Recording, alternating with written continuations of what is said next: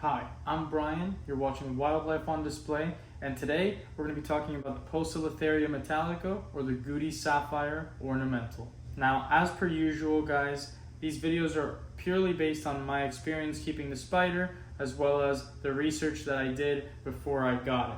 There's a bunch of care guides on YouTube on every single species, and I encourage anyone looking into care guides for the purpose of getting a new animal to look at a plethora of different ones and gather all the best information from all of them for the most optimal results in your husbandry.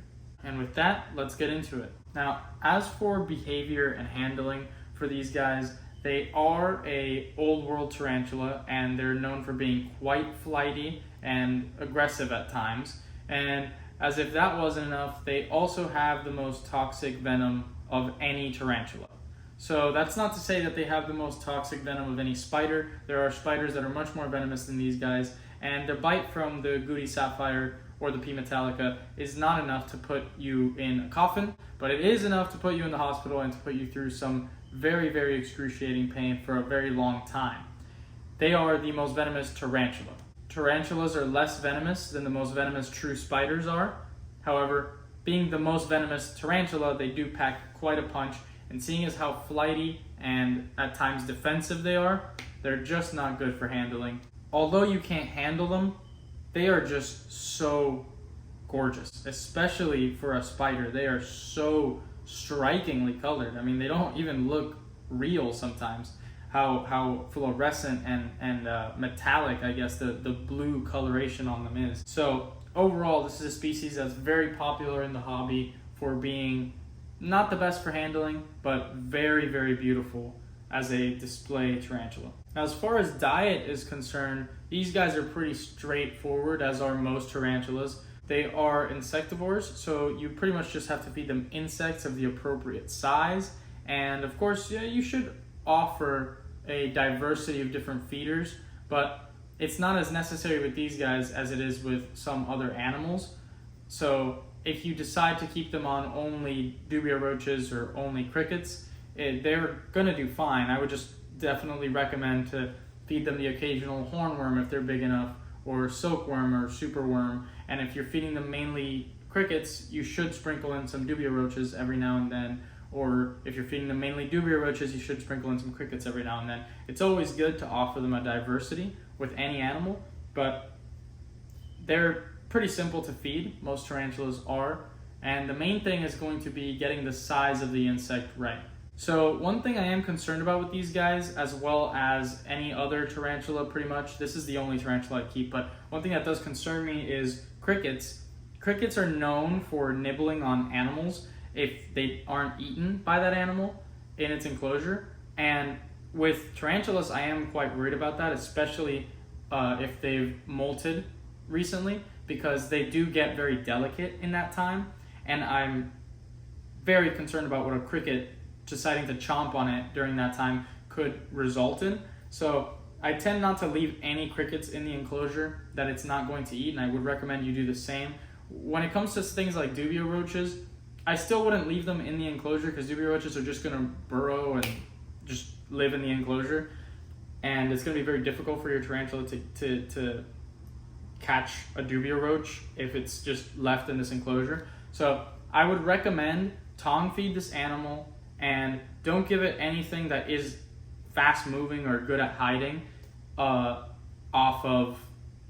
it's off of tongs. If it's off of tongs, you know it's going to eat it and it's fine. But if you're just going to drop something in the enclosure, it should probably be something like a hornworm or silkworm, something that's slow moving and it's going to be able to catch. As for the frequency that you should be feeding them, it depends on what you're feeding them. Of course, if you feed them a big hornworm, like I do very occasionally with these guys, you can pretty much not feed them for a week or two after that pretty comfortably. The hornworm is going to contain a lot of protein and just a lot of fatty content. So once you feed them that's going to take them a while to fully digest and absorb all those nutrients. So I would say if you feed them a hornworm or something around that size and nutritional value, I would say you can afford to not feed them for a week or two after that. I usually wait about 10 days after feeding them something like that. and I don't feed that to them very often. When it comes to more staple feeders like crickets or dubia roaches, I like to feed them once a week, and I feed them 2 or 3 in each feeding. They don't need food super often. Most tarantulas don't, and these are no exception. So that makes them very easy to feed compared to reptiles, most reptiles. But yeah, generally I would feed them about once a week in quantities of 3 or 4, not really much exceeding that. If you're feeding them the appropriate size, cricket, dubia roach, whatever, 3 or 4 should be enough. And of course, if you feed them something big like a hornworm, which you can do occasionally, you should wait a little longer than you normally would before you feed them again. Alright, so now getting into my setup. As you can see here, I have mine in a 12 by 12 by 18 Exoterra front opening enclosure. These guys are arboreal, so they are going to need more height than they are going to need ground space. So that's why an enclosure of this sort of layout is going to work very well for them. Of course, being arboreal, you should also fill that vertical space up with some branches. As you see here, I have one big branch going up to the top, and I also have a pothos plant in the back left corner of the enclosure that sort of floods into the whole enclosure and goes over that branch that I have in there. I also offer a cork bark over here, which is very recommended for this species because they will often use it as a hide. Mine used to hide in here all the time, and eventually he came out and hasn't really used it as a hide since. He's more just webbing dirt curtains in the back of the enclosure and hiding behind the cork rather than in it, but it's definitely recommended. I also have a hide, I don't know if you could see it in the video, but I also have a hide here that's just like a standard reptile hide on the floor of the enclosure in case it wants to burrow under it. But overall with these guys, that is a big thing, is offering lots of places for them to hide, because they're a very shy species. They don't really want to be out a lot. They're flighty. If they see you a lot of the time, they'll bolt to a hide. And if you don't have places for them to hide, it can stress them out because they'll still want to bolt somewhere, but they won't have anywhere to go that they're going to feel secure. So it's very good to offer them a bunch of places to hide. The 2 hides I offer occupy a pretty big space in the enclosure, and also the pothos obviously occupies like half of the enclosure, and it can hide within and behind all those leaves as well. So that's pretty much what you want when it comes to a setup. You want a setup that's more arboreal, more vertically oriented, that's filled with branches for them to climb on, and you want to offer quite a lot of hides. Cork bark works very well. Cork rounds, they work very well for this species as a hide. And yeah, you also want to offer a water dish. It's always good to offer a water dish with tarantulas. You want to make sure it's not too big. Some tarantulas can drown in water dishes very easily, but an appropriately sized water dish in an enclosure like this is going to make it so that your tarantula, first of all, has the required humidity requirements, which we'll talk about later, but also that it has access to standing water at all times because they will drink from that water bowl. Now, one last thing I want to mention before we close the setup section is that the 12 by 12 by 18 that mine is in is for an adult P. Metallica.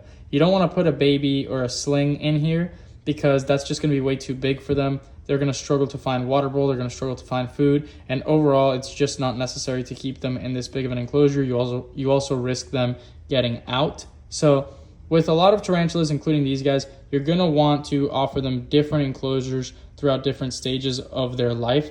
This is just what I would recommend for an adult. With a sling and a juvenile, you are going to want way smaller enclosures, and then when they get to adulthood, you move them to something about this size. Okay, so moving on to heating and lighting. As you can see, this enclosure doesn't have any lights. They're very, very simple to keep in when it comes to parameters, as far as parameters are concerned, because they do very well at room temperature, which I love. These guys will thrive in about 73 to 78 degrees. You can get into the low 80s. Anything past 85 is going to be, a little bit threatening for your tarantula. If you go too far above that, you can see them perish. And anything below, let's say 65, is also too cold for them. So if you go too far below that, you could also see them die on you. So it's going to be very good to keep them at a temperature of around, I'd say 72 to about 78 degrees, 73 to about 79. You know, you can always be a few degrees off, but generally in the 70s is going to be perfect. If the entire enclosure is in the low to higher 70s, that's going to be a perfect gradient. And it's always good to offer a gradient, but honestly, with these guys, if the whole enclosure is even at 75 degrees, we'll say, it's gonna be fine. It's gonna be a good temperature to have the whole enclosure at. And as for nighttime temperatures, of course they can always drop, but again, the enclosure should never drop below 65 degrees. And of course, these guys are tarantulas, they're not reptiles. UVB is not required for them, and in fact, it's probably does more harm than good for this animal because they're very scared and stressed out of light. In fact, just filming this video, I'm using the flash on my phone from a distance to optimize the lighting. And as soon as I turned that on, he just scurried off and hid away. So you definitely don't want to provide UVB with these guys.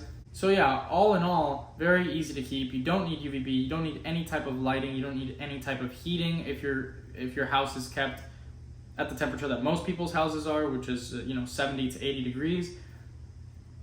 Very simple when it comes to heating and lighting.